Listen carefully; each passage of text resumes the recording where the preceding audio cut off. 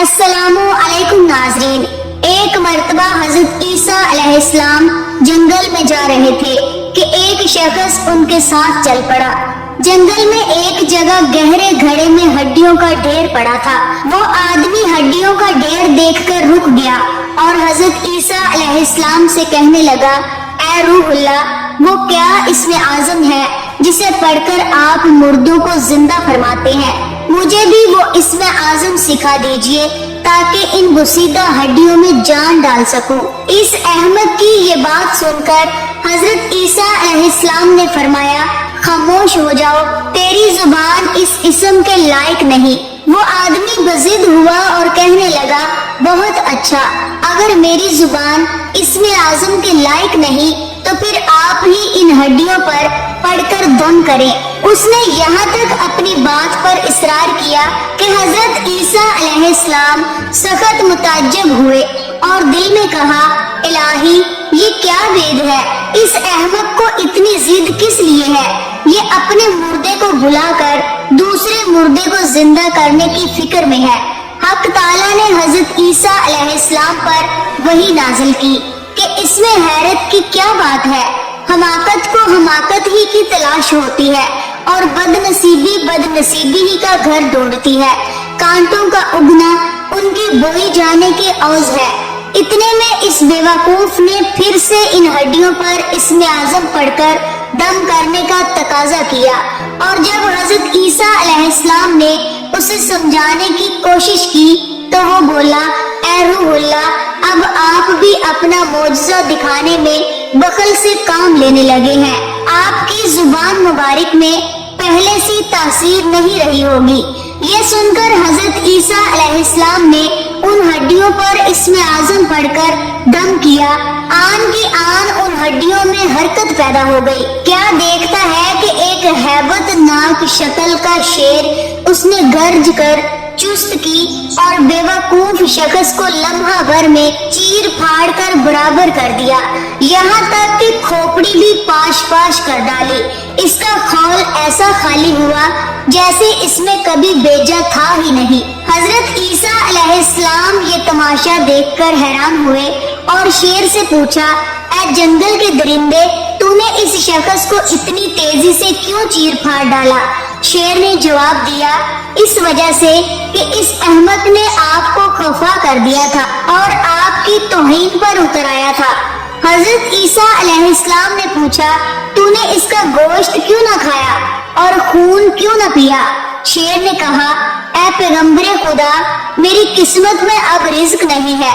अगर इस जहान में मेरा रिज्क बाकी होता तो मुझे मुर्दों में दाखिल ही क्यों किया जाता? इसी तरह का एक और वाक़या है कि हजरत ईसा अलैहिस्सलाम कहीं जा रहे थे और आपके साथ आपके कुछ हवारी भी थे।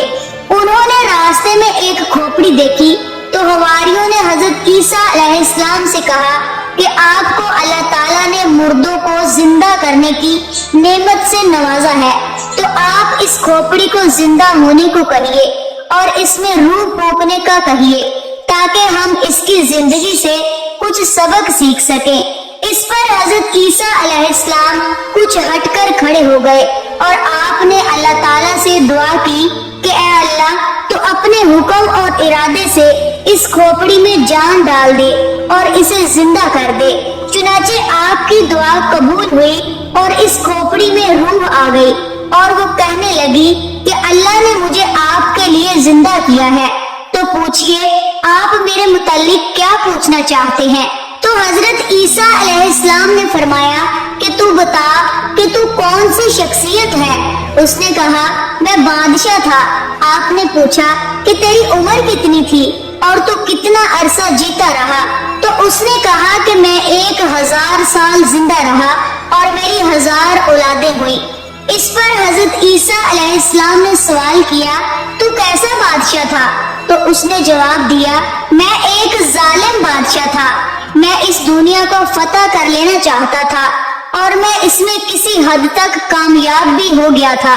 हजारों शहर फतह किए, हजारों शहर ब्लॉक किए और हजारों इंसान कत्ल किए। मैंने इस दुनिया को पाने में कोई कसर न छोड़ी और मौत के वक्त मुझे इसमें से कुछ काम न आया। نہ 1000 سال کی زندگی، نہ مال، نہ دولت، نہ شہرت، نہ شان و شوکت۔ آخر میں جان گیا کہ اصل دولت تو زہد و تقویٰ ہے۔ یہ کہہ کر وہ کھوپڑی خاموش ہو گئی اور حواری اس سوچ میں ڈوب گئے کہ ہمیں بھی زندگی خدا کے حکم کے مطابق گزارنی چاہیے۔ ناظرین گرامی، حضرت عیسیٰ علیہ السلام کو اللہ تبارک تعالیٰ نے بہت سے معجزات سے نوازا تھا، جس میں ایک معجزہ ان کا یہ تھا کہ آپ مردوں کو زندہ کر دیتے تھے۔ حضرت عیسیٰ علیہ السلام کا راستے میں کہیں سے گزر ہوا، ان کے کچھ حواری بھی ان کے ساتھ تھے۔ حضرت عیسیٰ علیہ السلام نے دیکھا کہ وہاں پر ایک کھوپڑی پڑی ہوئی ہے۔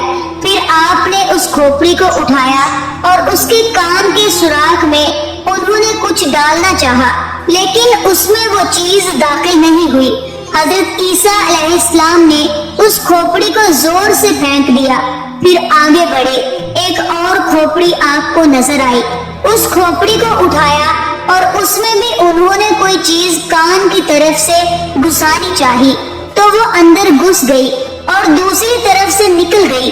حضرت عیسیٰ علیہ السلام نے اس کھوپڑی کو بھی زور سے پھینک دیا اور پھر اس کے بعد ایک اور کھوپڑی ملی، اس کھوپڑی کو بھی اٹھایا، پھر اس میں بھی کچھ داخل کیا تو ایک کان میں وہ چیز گھس کر اندر رہ گئی۔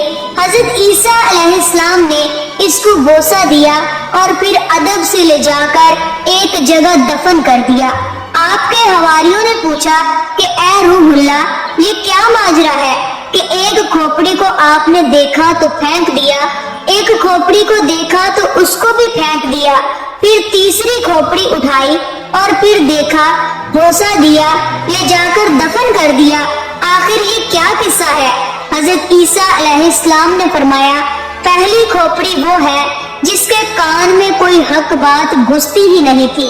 یہ اتنا بڑا کافر تھا کہ اللہ کے پیغمبر اس کے پاس آتے تھے، اللہ کی باتیں جب بھی اس کو سنائی جاتی تھی، لیکن اس کے دل میں اتنی سختی پیدا ہو گئی کہ اس سختی کا اثر کانوں پر بھی ہو گیا، اس لیے کان اس بات کو سنتے ہی نہیں تھے۔ اس لیے میں نے اس کھوپڑی کو اٹھا کر پھینک دیا کہ یہ قابل تعظیم و تکریم نہیں ہے، بلکہ یہ تو قابل توہین ہے، قابل تذلیل ہے۔ دوسری کھوپڑی ملی، وہ مومن کی کھوپڑی تھی۔ وہ مومن تھا، مانتا بھی تھا اور سنتا بھی تھا، لیکن ایک طرف سے سن کر دوسری طرف سے نکال دیتا تھا۔ یہ اس بات کی طرف اشارہ تھا کہ جس چیز کو میں نے اس کے کان میں داخل کیا تھا وہ بھی ایک طرف سے داخل ہو کر دوسری طرف سے نکل گئی۔ مطلب یہ ہے کہ اللہ کے دین کی باتیں سنتا تھا، لیکن وہ دل میں نہیں اترتی تھی، اور اس کا دل اس قدر سخت تھا کہ اللہ کے احکام تو اسے سنتے تھے، لیکن دل اس کا قبول نہیں کرتا تھا۔ ہم میں سے بھی کتنے ایسے ہوں گے کہ قرآن سنتے ہیں، حدیث سنتے ہیں، مسائل سنتے ہیں اور دین کی باتیں سنتے ہیں، لیکن وہ ادھر سے سنتے ہیں اور ادھر سے نکال دیتے ہیں، دل کے اندر گھسنے والا سوال پیدا ہی نہیں ہوتا۔ پھر حضرت عیسیٰ علیہ السلام نے فرمایا کہ میں نے اس کو بھی قابل تعظیم نہیں سمجھا، اس لیے اس کو وہیں پھینک دیا۔ اور جو تیسری کھوپڑی ملی تھی، یہ مومن کامل کی کھوپڑی تھی۔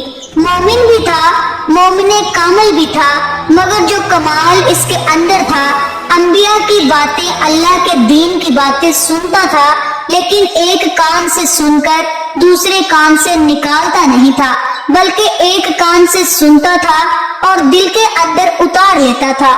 اسی لیے جب میں نے اس کے کان میں وہ چیز ڈالی تو وہ اندر رہ گئی۔